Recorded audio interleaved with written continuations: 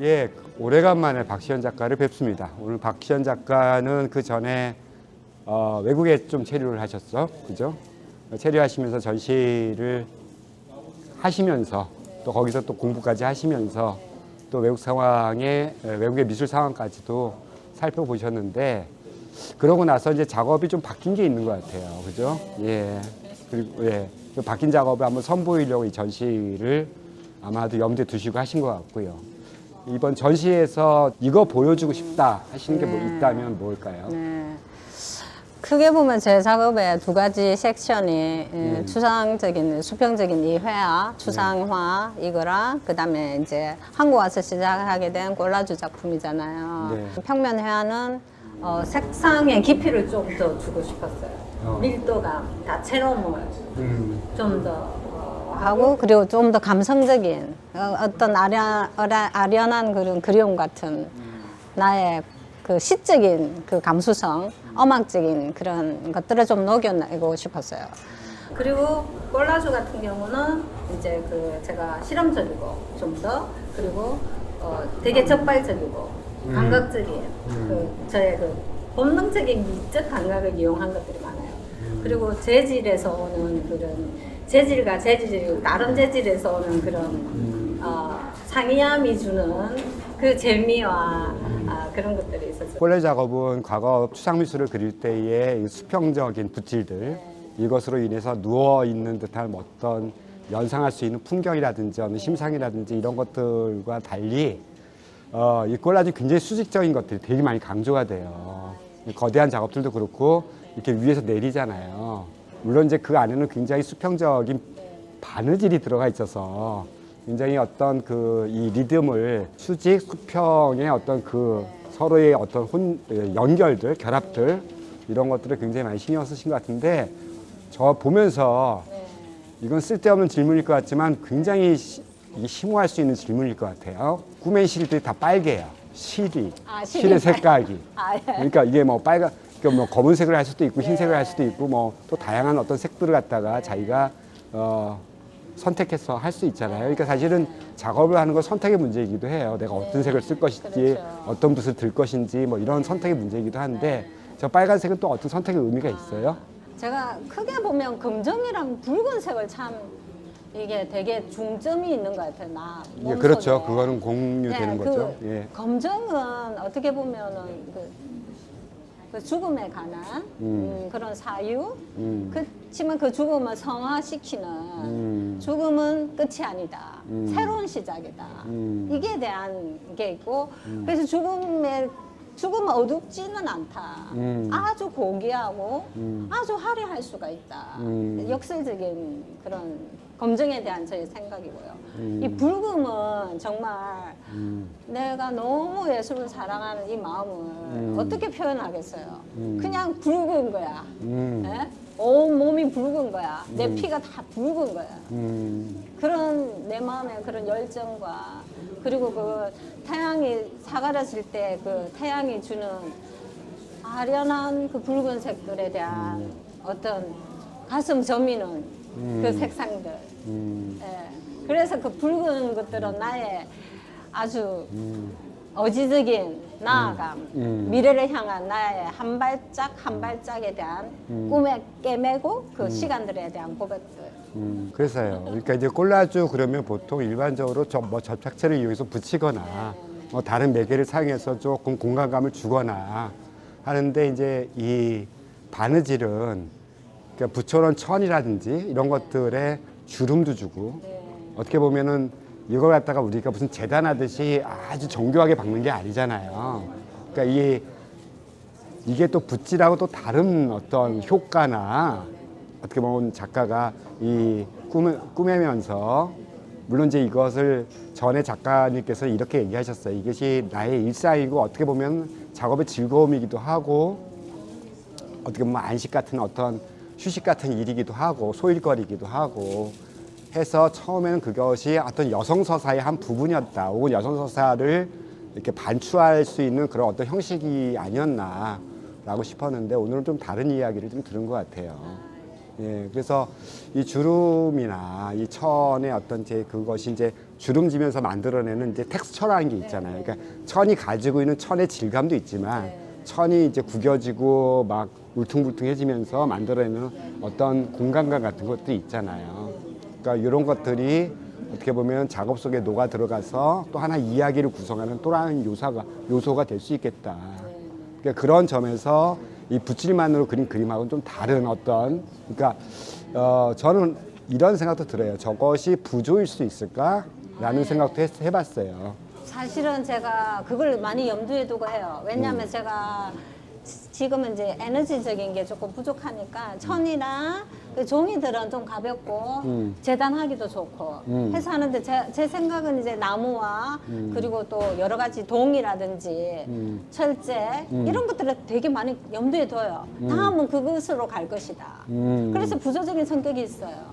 그리고 그 꼬맴들은 지금은 천이나 이게 종이라서 쉽게 꼬맬 수가 있죠. 이거는 좀 더 여성적인 삶에서 비롯됐지만 저는 다음의 단계를 생각해요. 그것은 좀 더 부조적이 될 것이고 좀 더 조각적인 입체적인 작품이 생각하면서 하긴 해요. 그래서 이미 추상 쪽인 이 페인팅에서도 이 상당히 어떤 그 이 공간적인 것들을 동시에 생각을 하고 있어요. 그러니까 어떻게 본다면 우리 박시연 작가님의 추상 작업은 평면적이지는 않아요.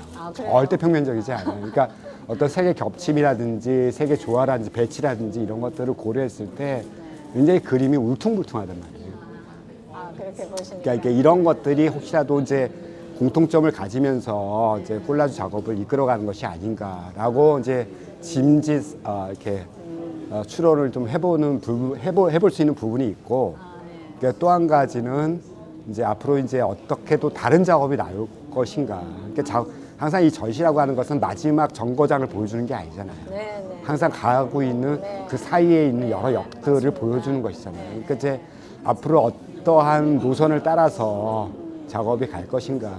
그러니까 전의 작업에 비해서는 훨씬 더 다이나믹해지고 있는 경향을 볼 수가 있고, 그러니까 이제 과거에 이렇게 조용하게 바느질하고 다림질하고 하는 어떤 그런 여성 서사가 아니라 조금은 더 이렇게 방 바깥으로 나오는 넓어진 세상 속에서의 작업이 나타날 수 있을 것 같다라는 이제 기대감을 해보게 됩니다. 감사합니다. 네, 아주 짧은 인터뷰 감사합니다. 아유, 감사합니다, 선생님. 네, 고맙습니다. 이 작품은 제가 작년 2024년 아마 12월 달 정도 했을 거예요. 이 작품은 되게 이게 여기 보면은 힘찬 드로잉 선들 있잖아요. 먹으로 붓으로 아크릴 물감을 찍어서 엄청 적발적으로 한 것들이에요.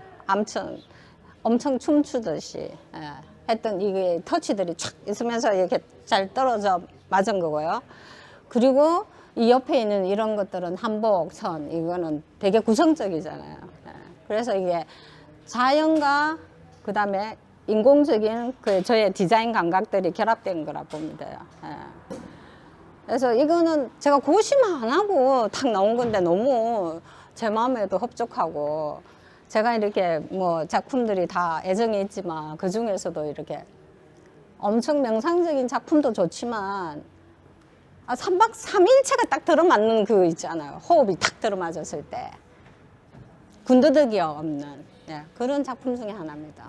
설명이 필요 없는 그냥 감각적이면서도 대조적인 색상과 그리고 힘찬과 단아함과 한국적인 정서와 서양의 그 액션적인 정서가 결합됐다고 봅니다. 제 작업실이 그 오이도 그 근처예요. 그래서 제 작업실에서 바다가 보이고요. 그리고 그 서쪽이잖아요. 서쪽은 석양으로 너무 아름다운 곳이잖아요. 그죠? 근데 이제 거기를 저는 작업실로 한 게 거기가 산책을 할 수 있는 바닷길을 따라서 산책할 수 있는 데가 너무 좋아요. 그래서 하루에 작업을 제가 녹이는 시간, 사유의 시간, 그게 다 산책을 통해서 나오거든요. 그래서 이제 이 수평에 이 풍경적인 느낌이 드는 추상은 사실은 제가 상하이에서부터 시작됐어요. 그때 한국을 떠나서 상하이 갔을 때 너무 놀라웠어요. 왜냐면 한국은 다 산이고 가도 산이고 저 동네 가도 산이고 산이 많은데 상하이 갔을 때 아니 이게 끝도 없이 산이 없고 끝도 없이 펼쳐지는 그 무한한 경계가 없는 그런 데서 엄청 저는 강활함과 이렇게 자유함과 그걸 느꼈어요. 그래서 그때 제가 너무 매료돼서 사실은 그 지평선이라는 것에 대해서. 그래서 한동안 그 작업을 굉장히 오래 했고 상하이에서는 무채색으로 많이 했어요. 근데 이제 한국 오니까 색상이 엄청 아름다운 거예요. 근데 이제 자세히 보면 이제 이게 제가 꼭 막 석양을 표현했다는 아니지만 석양에서 나오는 그 자연의 색감들이 너무너무 정말 황홀하거든요. 그 붉은색도 너무나 그 톤이 많고 날마다 다채롭게 변화하고 그래서 이제 산책하면서 자연스럽게 제가 그 색감들의 눈으로 제가 바라본 게 제 마음에 담고 제 손을 통해서 표현된 것들이죠. 그래서 이걸 뭐 제가 꼭 요거는 어떻게 그려야 되겠다가 아니에요. 그냥 탄생하는 거죠. 제가 먹었던 자연분에 의해서.